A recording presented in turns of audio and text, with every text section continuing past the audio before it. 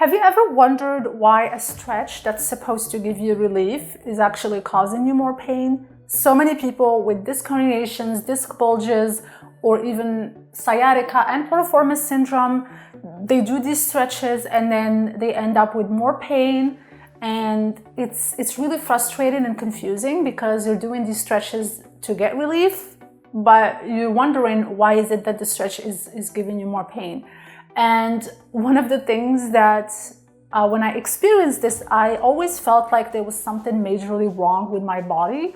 Like, why is this stretch that's supposed to get me relief and improve everything, it's just making everything worse? So in this video, I want to share with you some stretches that you should be avoiding if you have lower back pain, and also what you can do instead. So the first thing I want to say is that when you are on the floor doing certain stretches for lower back pain and stretching your lower back, you want to take into account the condition that you have been diagnosed with, or even if you self-diagnose yourself.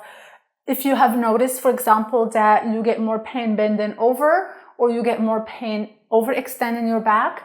So those are the things that I want you to keep in mind.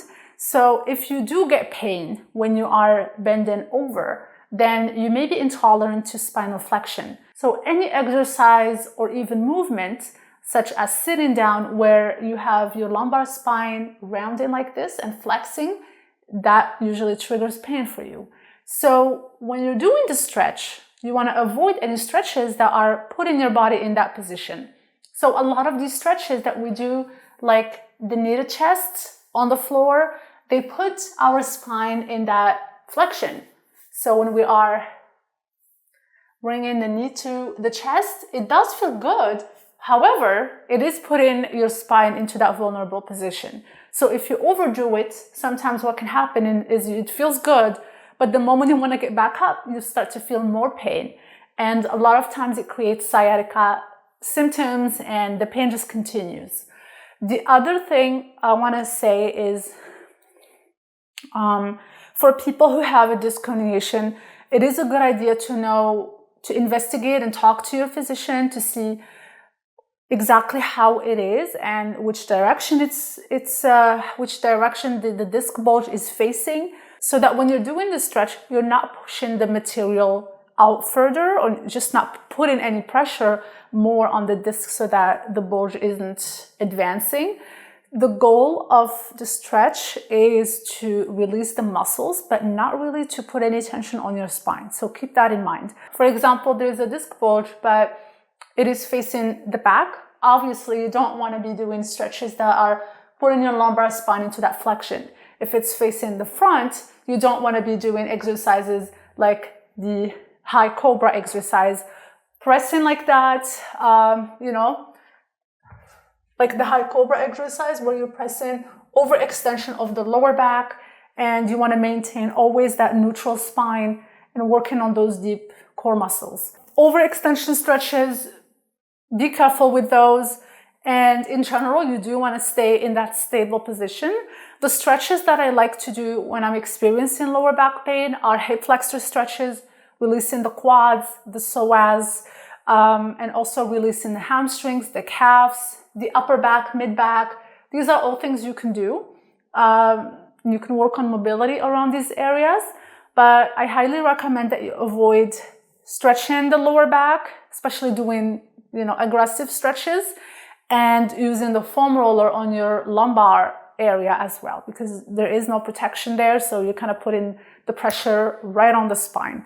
Even by just demonstrating these stretches, I can feel some pressure on my lower back. So that can just goes to show you how much these stretches put pressure on your lower back.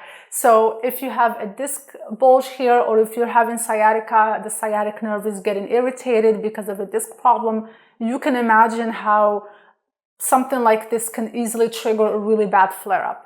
So be very careful with how you stretch and which stretches you include. And again, the other tip also is if you have sciatica, I know that some stretches can definitely trigger pain. Make sure that you're doing your stretches near a wall or a chair to help you get back up, because that's something I experienced in the past where I triggered a really bad flare-up because I was doing a stretch and I forced it. I just wanted the stretch to work. So I was forcing the stretch and I was feeling this horrible pain and I actually couldn't get back up. The nerve pain was really bad that just moving, I felt like I was going to cut my leg off. So, just make sure that you're keeping things gentle and using a wall or a chair near you just in case you need that support. And again, stretching is good if it's focused on the muscles. And you want to just avoid that overextension, over-flexion at the lumbar spine. Some great stretches for the lower back are, for example, the QL stretch, which, targets the QL muscle here. And you can do that stretch standing. But again, just, protect your lumbar spine as much as you can, especially when you are having lower back pain, a chronic condition, or if you have a disc herniation that you want to heal naturally. It's very important to stabilize and tighten up actually that area a little bit to provide support instead of loosening things up too much. So I hope that you check out my other videos about lower back pain relief and just mistakes that you can avoid in your healing journey. And I do have some extra resources below this video. And if you have found this video helpful, please like it and comment below, and I will see you next time.